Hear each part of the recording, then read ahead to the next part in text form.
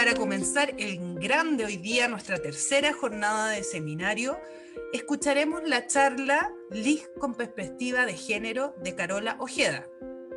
Carola es licenciada en Letras y Educación y profesora de lenguaje de la Pontificia Universidad Católica de Chile. Es máster en LIG por la Universidad Autónoma de Barcelona. Desde el año 2003 se ha dedicado al fomento lector, a la mediación de la lectura y a la gestión e implementación de proyectos culturales a través de Fundación La Fuente. Desde el año 2015 es directora del Centro de Estudios Troquel de la misma fundación, cuyo objetivo es generar conocimiento e investigación en torno al fomento lector y a la literatura para niños y jóvenes, como también ser una plataforma de perfeccionamiento y capacitación en temas asociados a la LIG, a la mediación lectora, a la ilustración, entre otros. Es integrante del Comité de Valoración de Libros Troquel y ejerce la docencia universitaria en diplomados en la Universidad Católica y en la Universidad Diego Portales. Bienvenida, Carola, a nuestro seminario. La pantalla es toda tuya, la audiencia también. Cualquier cosa, yo voy a estar acá. Súper. Muchas gracias, Ale. Muchas gracias por la invitación. Muchas gracias a todos también por estar presentes en esta ponencia. Muchas gracias al Centro Lector de Lo Barnechea, además por la perseverancia para poder sacar adelante este seminario, a pesar de todos los contratiempos que ha habido. Pero aquí estamos, así que espero que disfruten esta presentación que les voy a hacer y que les sea provechosa también para su quehacer. Por el chat veo que hay muchas personas de distintos colegios, de escuelas, y que me imagino que son profesores encargados de biblioteca. Y también para los que no lo sean, la idea es que esta presentación desde una perspectiva distinta, algunos de los títulos que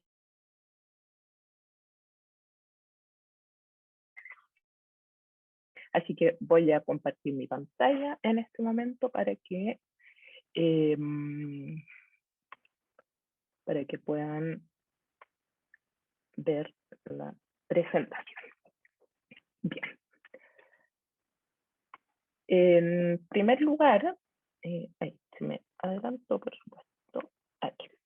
Esta presentación le puse LIG con perspectiva de diversidad, con el fin de que nos pongamos en ese escenario, porque en general lo que hemos escuchado hace ya su buen par de años, 3 años, desde que sobre todo desde que el movimiento feminista explotó, es que las cosas, las políticas, los discursos, las políticas públicas, todo debiese ser con una perspectiva de género, ¿no? En términos de incluir, integrar y hacer parte de todo lo que está inmerso en nuestra sociedad, de todo lo que cada uno de nosotros ejerce dentro de la sociedad, tenga una mirada donde se considere a las mujeres.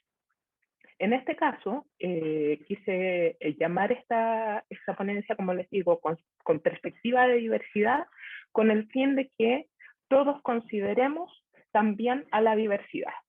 Lo primero que vamos a hacer es un pequeño ejercicio de imaginación en que quiero que todos pensemos en que existe un mundo diverso, en que en esa cosa loca, una cosa muy extraña, en que no todos somos iguales, en que no a todos nos gustan las mismas cosas, en que no todas las mujeres son iguales entre sí, no todos los hombres son iguales entre sí, no todas las personas que nacen con un sexo biológico después van a tener a lo mejor una identificación con ese sexo con el que nacen, que no a todos los hombres les gustan las mujeres y no a todas las mujeres les gustan los hombres.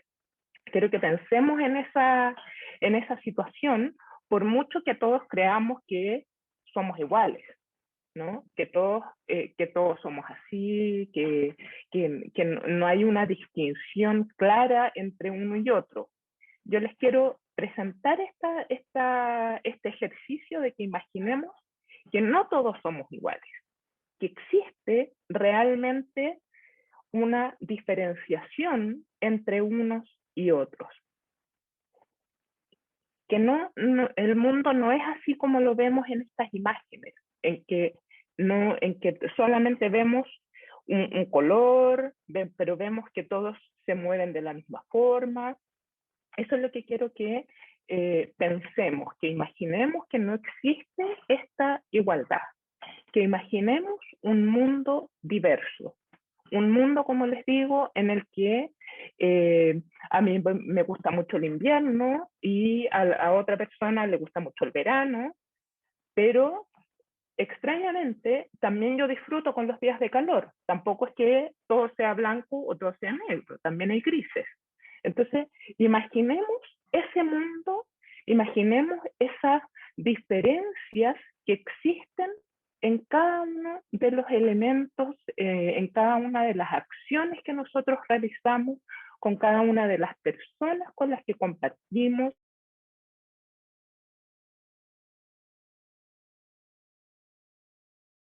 Disculpen los contratiempos de la tecnología, pero esperemos que no se vuelva a caer. Bueno, como les estaba diciendo, la idea es que nos hagamos a la idea de que nos acostumbremos a que nosotros todos vivimos en un mundo que es diverso, un mundo que no es igual para todos, un mundo que todos vemos de manera distinta, que todos nos conectamos con el mundo de una forma distinta. Y eso creo que es como el mensaje principal con el que quiero que se queden para poder mirar todos los títulos y todas las obras que vamos a revisar hoy día en torno a la diversidad.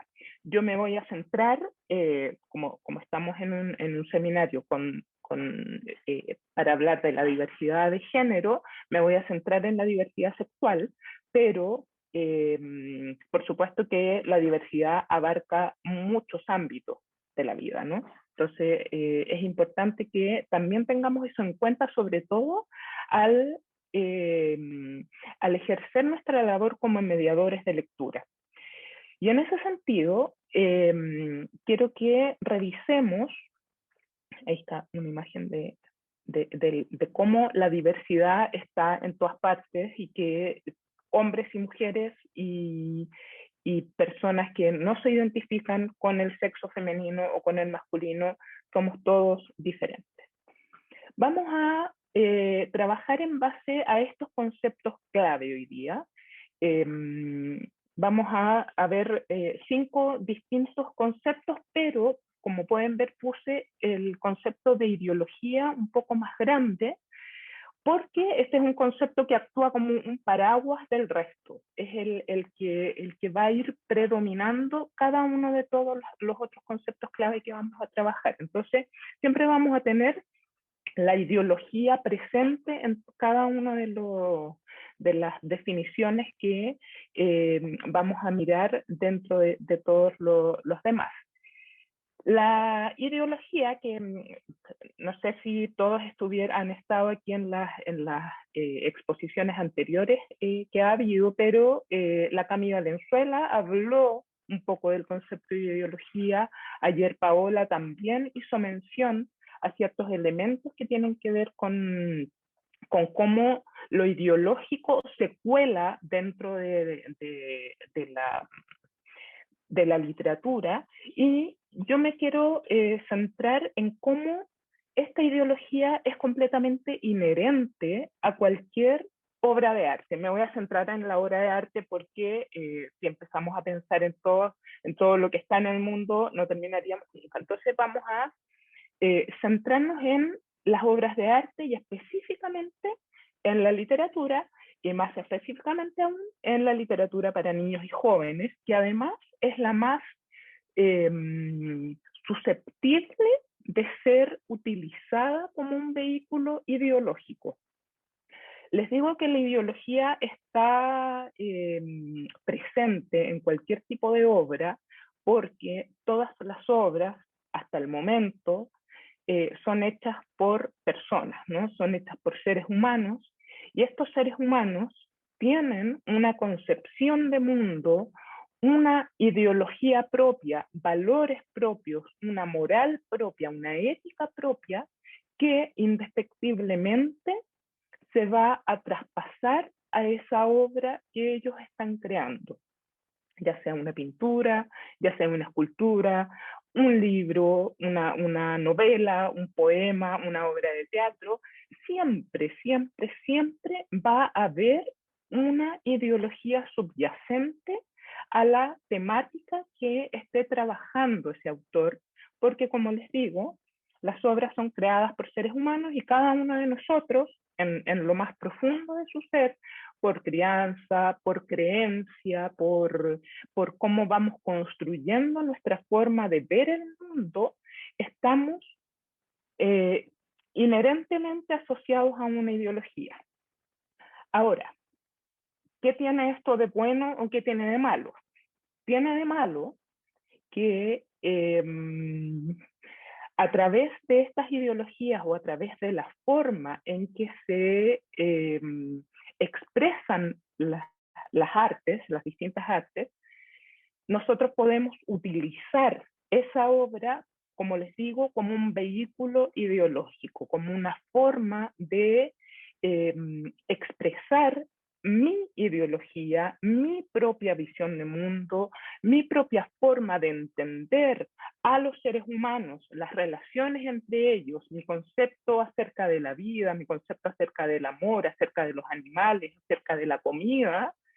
Yo puedo transformar esa obra en un vehículo para que eso se transmita, como les digo, sobre todo a los niños y a los jóvenes que están mucho más permeables a este tipo de discursos, ¿no? Entonces, está esa negatividad en el que subyace a la ideología, pero también no podemos estar pendientes permanentemente de leer cuál es la ideología que está detrás del libro que yo estoy leyendo, por ejemplo, porque ahí dejamos de ver o dejamos de apreciar, dejamos de disfrutar también la lectura de libros.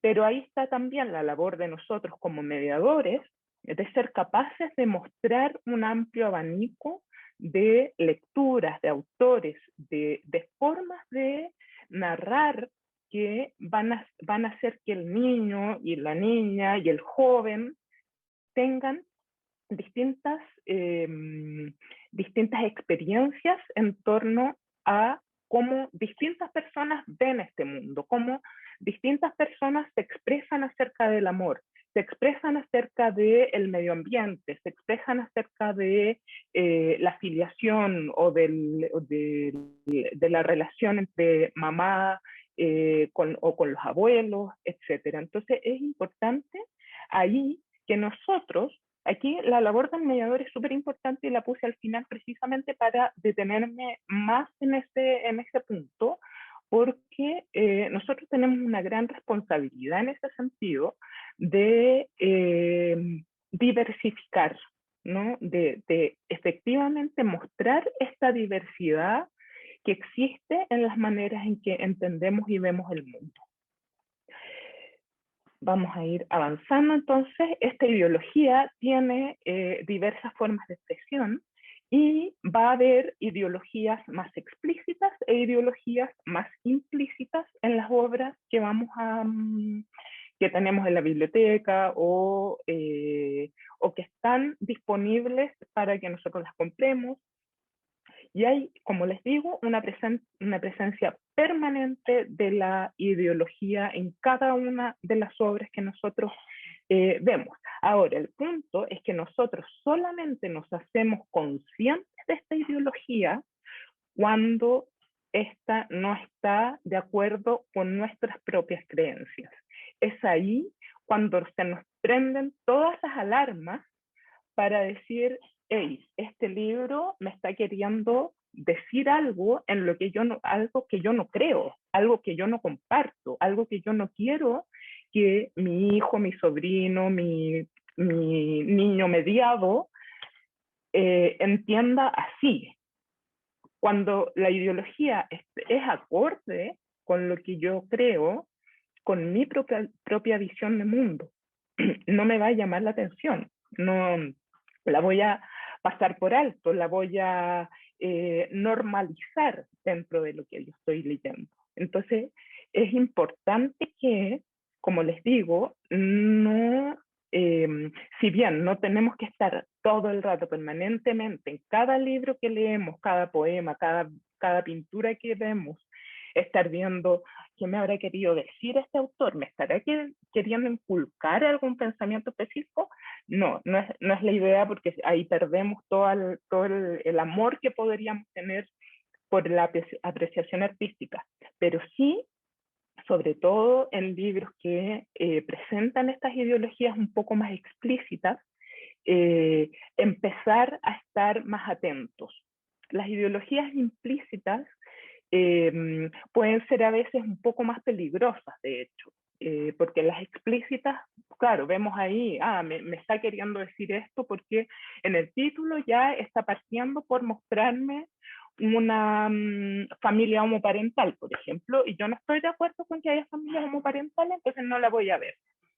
Las ideologías implícitas pueden ser un poquito más peligrosas en el sentido de que, claro, el autor tiene la inteligencia de no presentar esta forma de mirar el mundo de manera tan clara o tan morbosa o tan evidente, ¿no? Como para que genere un rechazo inmediato. Oscar Wilde dice que a mí me parece que debería ser también parte de nuestra forma de entender la literatura. Un libro no es en modo alguno moral o inmoral. Los libros están bien o mal escritos. Eso es todo. Y aquí nos vamos a entrar en el segundo punto, en que vamos a ver algunos aspectos más de la ideología, acerca de las funciones de la literatura y de lo importante que es que consideremos el valor estético y la función estética como una de las funciones más importantes de la literatura. Y esta otra cita de Peter Hollingdale, que es un autor británico que también ha estudiado la ideología de manera muy permanente, él dice: nuestra prioridad en el mundo de los libros infantiles no debería ser promover la ideología, no es esa nuestra prioridad, sino que comprenderla y encontrar la forma de ayudar a otros a comprenderla, incluyendo a los mismos niños. Eso es lo que nosotros como mediadores debiésemos entender y debiésemos incorporar acerca de la ideología. No promover ciertas tendencias ideológicas, tampoco hacernos los lesos con que no, este libro es completamente neutro, no muestra nada, que es súper objetivo, no me dice que esté de acuerdo con esto, porque eso no existe, sino que tenemos que tener la capacidad de comprenderla y encontrar la forma de ayudar a otros a comprenderla, sobre todo a los niños. Aquí les voy a mostrar algunos títulos que tienen una ideología explícita y vamos a hablar de estos libros que desde el título ya nos presentan el objetivo que tiene este libro. Nicolás tiene dos papás, para los que estuvieron y los que no estuvieron ayer, es un libro que fue creado por una psicóloga, fue escrito por una psicóloga y que fue promovido también por el MOVIL, el Movimiento de Liberación Homosexual, y trata de este niño, Nicolás, que tiene dos papás. Mi nombre es Nicolás y vivo con mi papá Sebastián y mi papá Pablo. Esa es la presentación de este libro. La primera página de este libro empieza así. Por lo tanto, desde el título ya tenemos una portada que se llama Nicolás tiene dos papás. Entramos y aquí lo importante es que él es un niño que tiene dos papás. O sea, en torno a ese concepto va a girar la historia. Los fines de semana nos visita mi mamá Clara. Con ella converso, paseamos en bicicleta y una vez hasta plantamos un árbol. Aquí lo que quiero que miremos, no nos vamos a detener en todo el libro, sino que solamente en estas dos ilustraciones. Lo que quiero que miremos en esta en particular es la ideología implícita que está presente en la ilustración.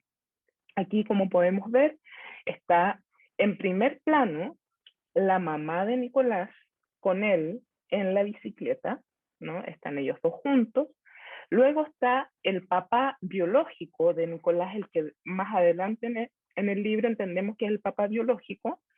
Y más atrás aparece la pareja del papá de Nicolás. Ahí ya tenemos tres personajes que jerárquicamente en la ilustración van de lo más importante a lo menos importante. Apenas vislumbramos la figura del segundo papá, de la pareja del papá de Nicolás, y por otro lado tenemos otro concepto ideológico implícito que estamos en el Cerro San Cristóbal. Para las personas que son de Santiago, esta es como una imagen que nos remite sin lugar a dudas al Cerro San Cristóbal, porque está el teleférico, el teleférico, y además está la Virgen. Que la Virgen aparezca aquí no es casual, no es algo que, sí, voy a dibujar este cerro que es tan típico. Podrían haberlo hecho en cualquier parque, podrían haber hecho el río Mapocho, pero no. La ilustración aquí es clave para que nosotros podamos leer esa ideología implícita que nos quiere presentar este libro. Y es que, a pesar de todo, a pesar de esta situación de pareja homosexual y de una familia homoparental, la Virgen de alguna forma da su bendición a esta familia que sale un poco de la norma, ¿no? Una familia distinta, una familia que se constituye de una manera distinta. Otro punto importante es que la mamá no deja de estar presente. Yo no digo que tiene que dejar de estar presente, pero también es importante que pensemos en nuestra sociedad chilena por qué el niño, por ejemplo, vive con los dos papás y los fines de semana nos visita mi mamá. Es como que estuviese al revés en términos de cómo se ha construido la sociedad en la que vivimos, y no solo esta, en general, jurídicamente son las madres las que tienen la preferencia sobre la tuición de los hijos, más aún cuando el papá es abiertamente homosexual. O sea, recordemos ya aquel caso de la jueza Karen Atala, que incluso siendo ella la madre de las niñas, le quitaron a sus hijas porque ella tenía una relación homosexual y se la dieron al papá.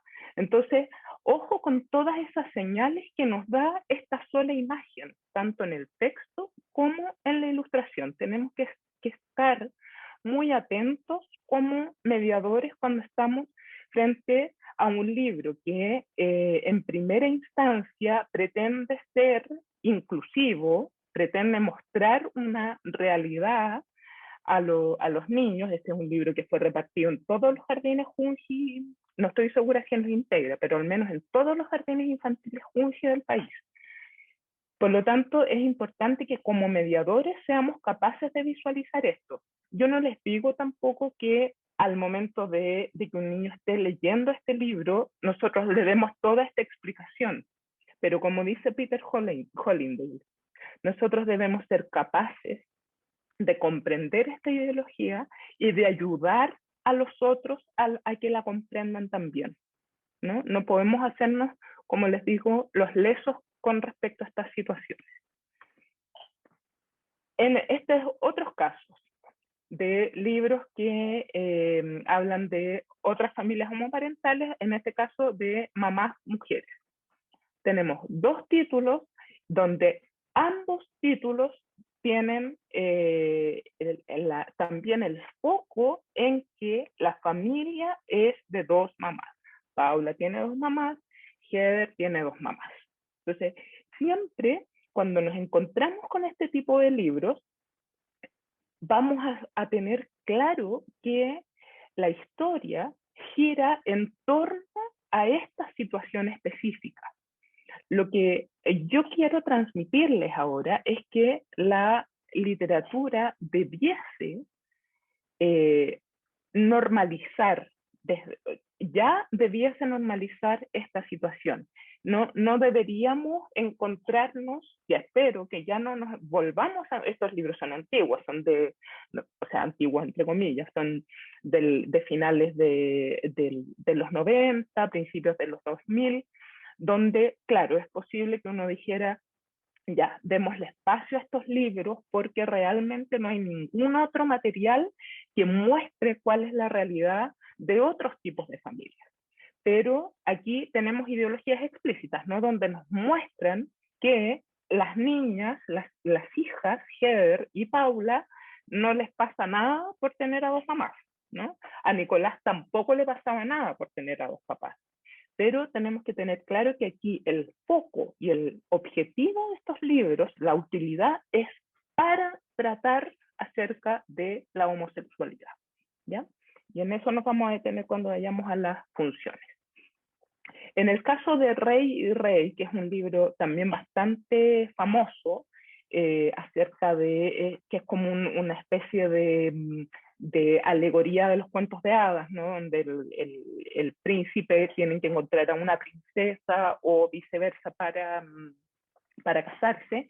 En este caso, lo que sucede es que el príncipe se enamora de un príncipe, por mucho que la mamá le presenta a 15 princesas distintas, él se enamora de un príncipe. Y aquí lo que tenemos que visualizar en términos de la ideología es de qué manera están representados los personajes, de qué manera se representa la homosexualidad del príncipe, de él, ¿no? Sobre todo en esta imagen, por ejemplo, con estos zapatos, con este tipo de abrigo, que habla un poco como de un príncipe un poco transformista tal vez, o que quiere, que tiene es como el estereotipo un poco de la persona gay, ¿no? Que vemos que tiene un zapato con un taco, que usa un abrigo que tiene esta piel. Entonces, también tenemos que estar atentos a esos estereotipos que se van perpetuando, a pesar de que el libro tiene la clara intención de mostrar que hay dos príncipes que también pueden enamorarse, ¿no? Si es que tienen la posibilidad de ver este libro, también fíjense en cómo se presentan las distintas princesas. También se perpetúan ciertos estereotipos de lo femenino con los que, o sea, que no deberían ser tan normalizados. O sea, está como la princesa fea, está la princesa morena, está la princesa rubia, la que se apega mucho más a los cánones de belleza europea. Entonces, en todas esas cosas tenemos que ir poniendo atención cuando nos enfrentamos a libros de este tipo. Bueno, a todos los libros realmente, sí. Como les digo, todos los libros tienen inherentemente una ideología, entonces tenemos que saber leer tanto los textos como las imágenes y cómo todo esto se conjuga para que yo entienda la historia, entienda la construcción narrativa de una cierta forma. En el caso de Rey y Rey específicamente, aquí a pesar de que vemos en distintas ilustraciones que los príncipes se miran, que hay un enamoramiento entre ellos, aquí el corazón nos tapa el beso. Entonces eso también habla de una censura, ¿no? Aquí no vemos sus labios unidos, no vemos el beso entre dos hombres, cosa que creo que no ha aparecido, si es que no me equivoco, no ha aparecido, al menos en los libros que yo he leído, no ha aparecido nunca un beso, a diferencia de besos entre mujeres, que sí han aparecido. Entonces, también tenemos que visualizar esta ideología distinta y esta manera de ver distinto a la relación homosexual entre mujeres y a la relación homosexual entre hombres. Cómo se comprenden de distintas formas, independiente de que yo sea pro persona homosexual, ¿no? De que no tenga ningún problema, de que yo comprenda que son parte de la vida y que tiene que haber personas homosexuales, porque no es normal que solamente haya personas heterosexuales, pero también tenemos que entender esas diferenciaciones entre los géneros, quizás. Titiritesa es el caso de un libro similar al Rey y Rey, en que dos princesas se enamoran, ¿no? Y aquí también, a pesar de que este es un libro que yo creo que está mucho mejor trabajado literariamente que Rey y Rey, de todas maneras perpetúa ciertos estereotipos femeninos o lésbicos, tal vez. Porque esta princesa, que es la que se va de su reino porque ella quiere aventuras, es una princesa que no comulga con la típica princesa, con los típicos acciones femeninas, ¿no? A ella le gusta jugar en el barro, le gusta montar a caballo, le gusta saltar, le gusta hacer todas esas cosas que se entienden un poco más masculinas. Entonces, por eso les digo, ojo, siempre hay que estar con todos los ojos y todos los sentidos abiertos a ver qué es lo que está detrás de todo lo que me están mostrando. Eso es súper importante para poder entender estas ideologías. En el caso de Mi primer amor, que es un libro de estos autores checos, es un libro que yo creo que deja de lado un poco estos estereotipos. Logra saltarse esas miradas más estereotipadas acerca del amor homosexual. Y aquí estos dos niños, que son además niños súper chicos, que van al jardín o al kinder, si bien tal vez ellos no reconocen su relación como de amor, sí entienden que quieren estar juntos, que les gusta mucho estar juntos todo el tiempo, todo lo comparten. Entonces es importante cómo va cambiando también un poco la forma de presentar las relaciones homosexuales. Como les decía, vamos a ver estos distintos conceptos, pero un poco lento. Vamos a ver estos distintos conceptos bajo el paraguas de la ideología, ¿no? Y tenemos estas funciones de la literatura que yo las quise poner un poco en un orden jerárquico, desde lo más deseable de la función literaria hasta lo menos deseable. Entonces, partimos por la función estética, que es un acercamiento a lo bello, en términos no de una belleza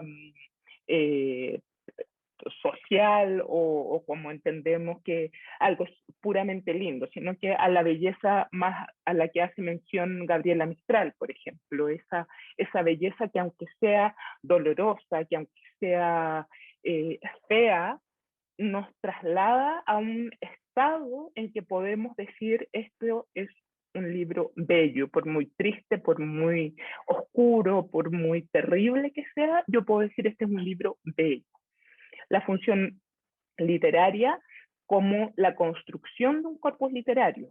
como una ampliación también de mis referentes literarios, de mis referentes estéticos. La función poética desde cómo yo leo esta literatura con un lenguaje otro, con un lenguaje distinto al cotidiano, y cómo ese libro exacerba ese lenguaje poético para que yo pueda disfrutar de eso bello y de esa función literaria también.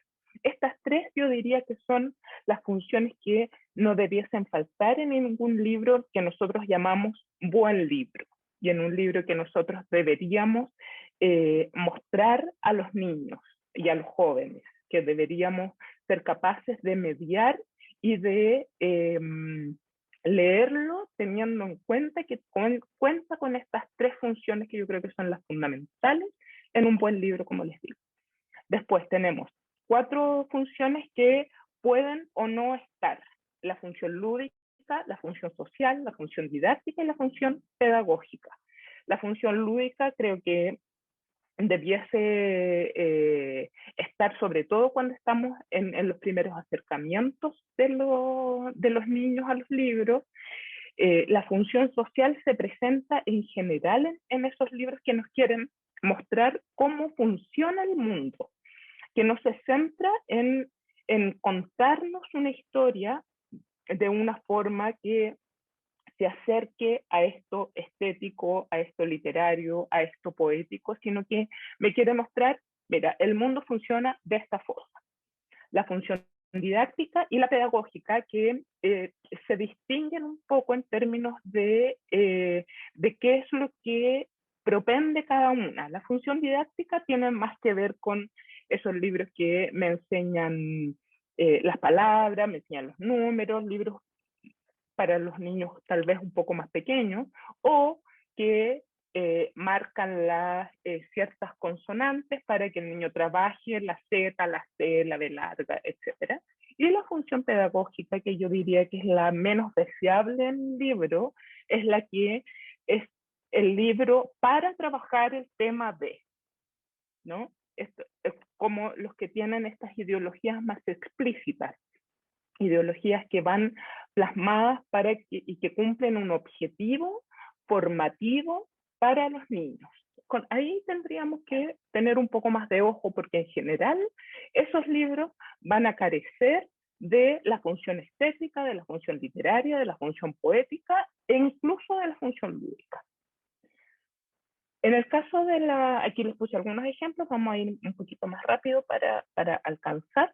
En la función estética tenemos textos e imágenes que despiertan la curiosidad, que amplían los conceptos de lo bello y que van construyendo y consolidando una textoteca y un museo de imágenes que nos van ampliando la cabeza, la imaginación, la perspectiva del mundo en el que vivimos.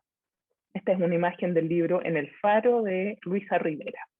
La función literaria, tenemos la construcción de un corpus literario fuera de este canon más escolar o más clásico o más asociado a esos libros que vamos a encontrar en todas partes. Y se construye a partir de la diversidad de lecturas.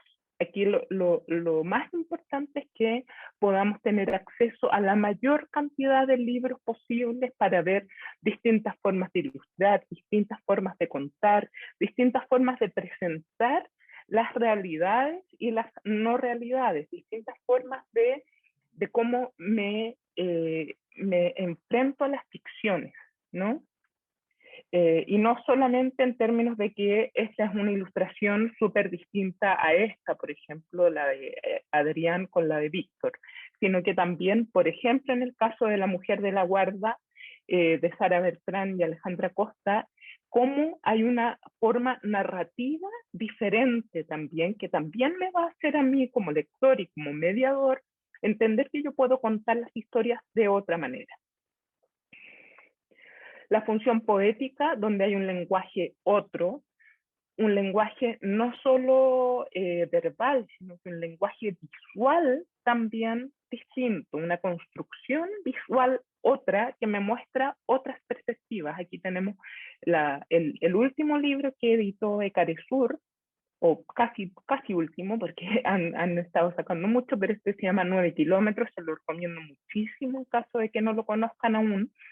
Y aquí les puse estos ejemplos de cómo a través de la ilustración y bueno, a través del texto también, que es bellísimo, tenemos este acercamiento a estas otras formas de acercarnos a la historia.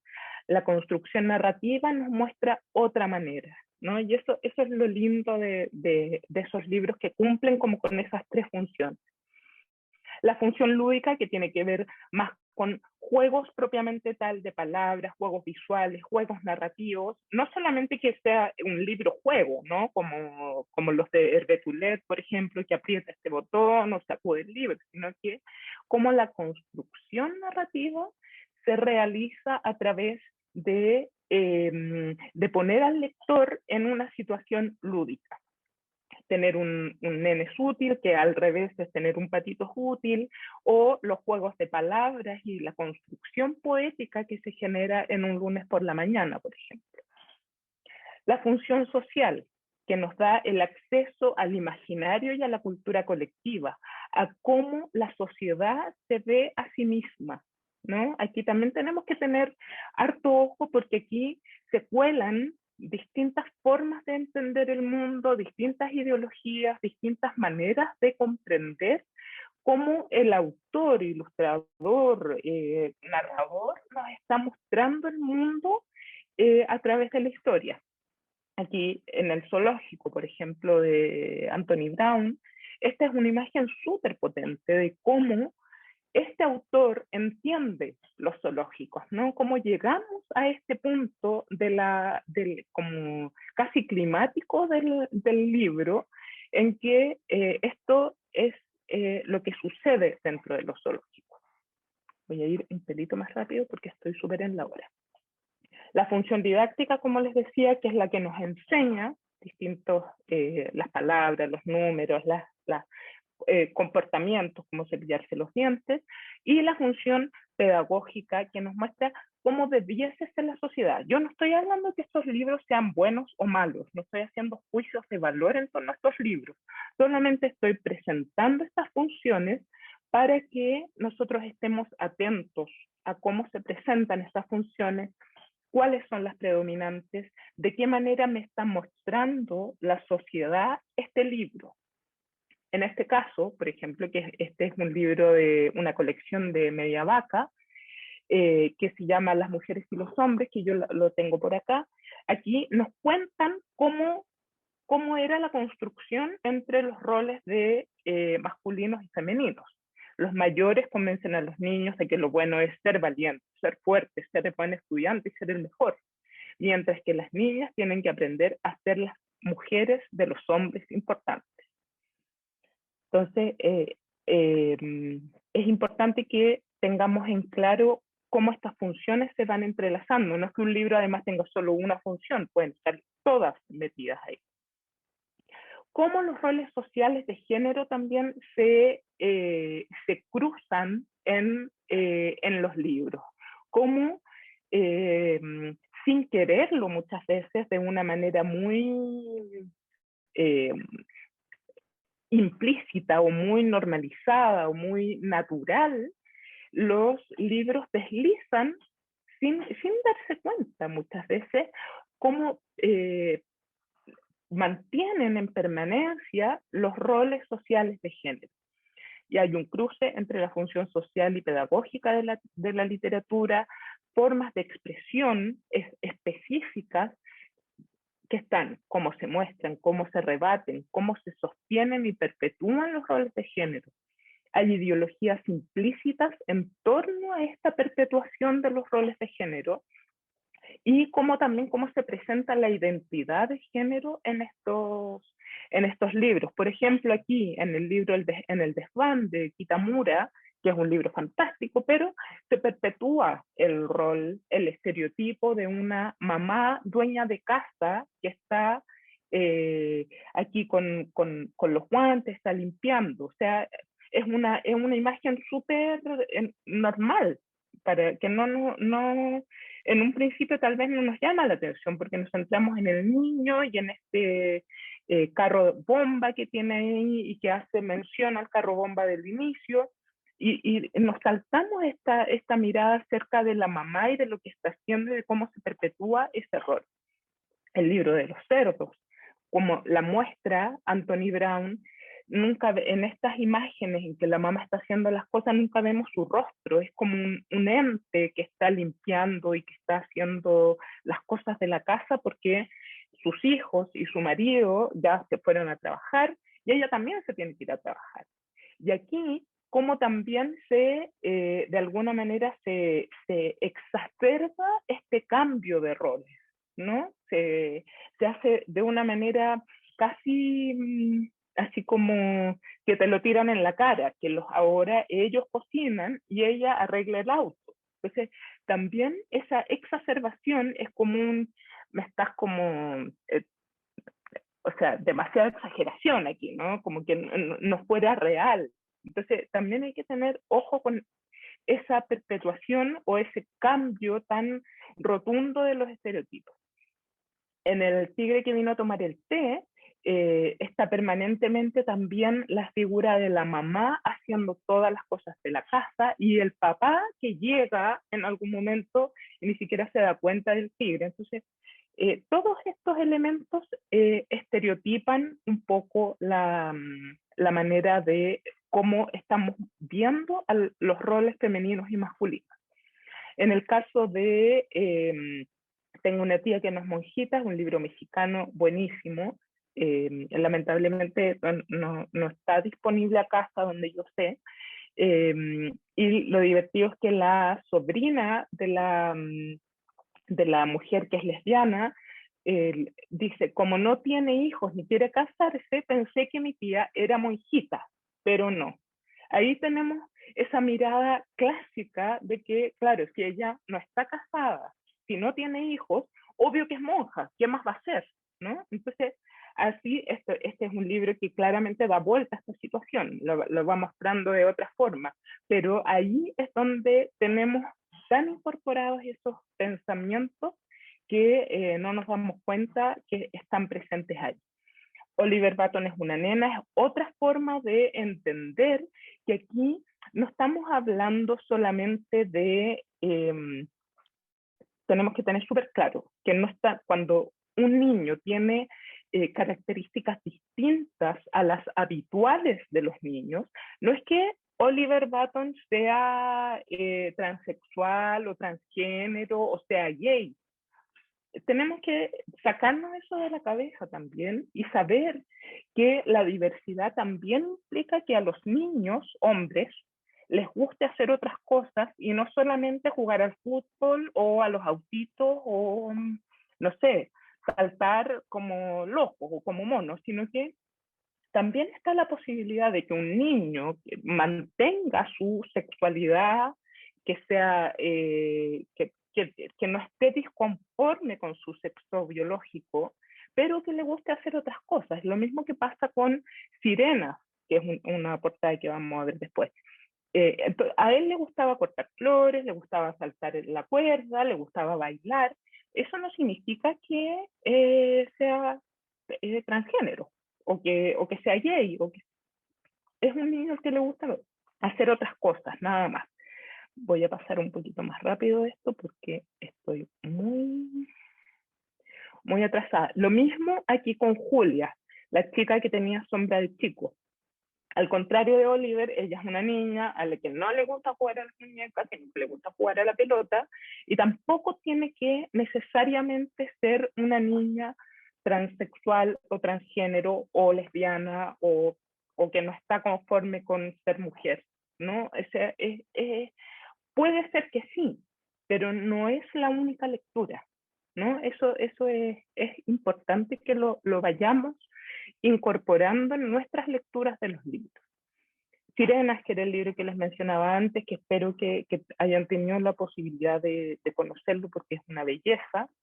Lo mismo pasa con el personaje de este libro, con Julián, que todavía no sabemos si a él solamente le gusta disfrazarse, porque ama las sirenas, porque ¿por qué un niño no va a amar las sirenas? O sea, abramos la cabeza un poco.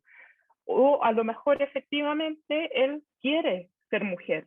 No lo sabemos, pero tenemos que estar abiertos a esas distintas posibilidades.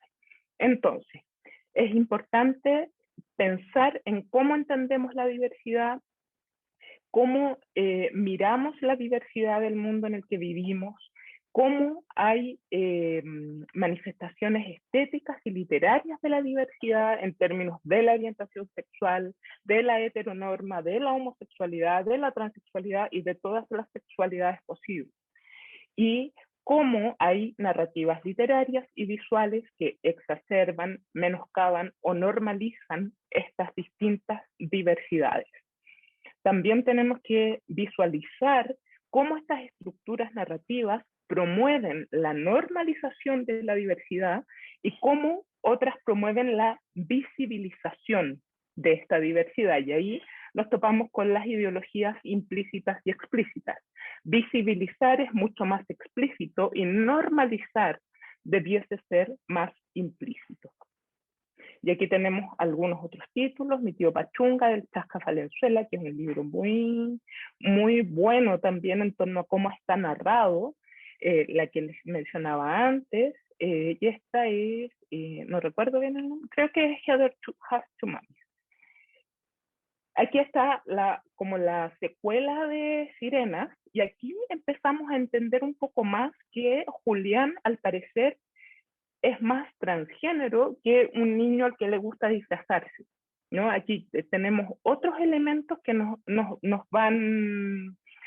van haciendo explícito que él se siente más cómodo en una personalidad más femenina, pero tampoco es algo que el libro lo ve por sentado, o sea, tenemos que esperar al desarrollo del personaje para ver qué es lo que va a pasar. Y lo otro es cómo también se ha ido presentando el cambio en la comprensión de los distintos tipos de familias. Y aquí, como estamos entrando en este cambio, es importante considerar que en general nos vamos a encontrar con ideologías explícitas, de familia en familia, donde nos muestra distintos tipos de familias, y este otro que se llama Familias, que también nos va mostrando distintos tipos de familias, esta familia que ves. Entonces ahí se van haciendo explícitos estas distintas maneras en que se puede crear una familia, que no solamente tiene que ver con la diversidad sexual, sino que familias con una mamá, familias con niños adoptados, familias que es un hombre con su perro. O sea, aquí vamos haciendo distintas representaciones familiares y cómo la familia ahora se amplía. En el gran concepto de familia ya no es una mamá, un papá y dos hijos, porque casi que ni siquiera antes con un solo hijo podías llamarte familia. Y el rol del mediador, en términos de que el mediador, esto me interesa mucho que lo veamos y que ojalá que lo mantengan en su cabeza. El mediador como figura fundamental en la promoción y explicitación de ideologías, cómo el mediador influye en la comprensión de un texto literario también, haciendo mención a lo que decía Hollingdale, la responsabilidad que nosotros tenemos como mediadores y también nuestra responsabilidad en reconocer e integrar la diversidad, y esto es un imperativo ético y de derechos humanos. Aquí voy a pasar muy, muy rapidito estos últimos libros, que no los vamos a alcanzar a ver, pero quería quedarme con esta última diapositiva.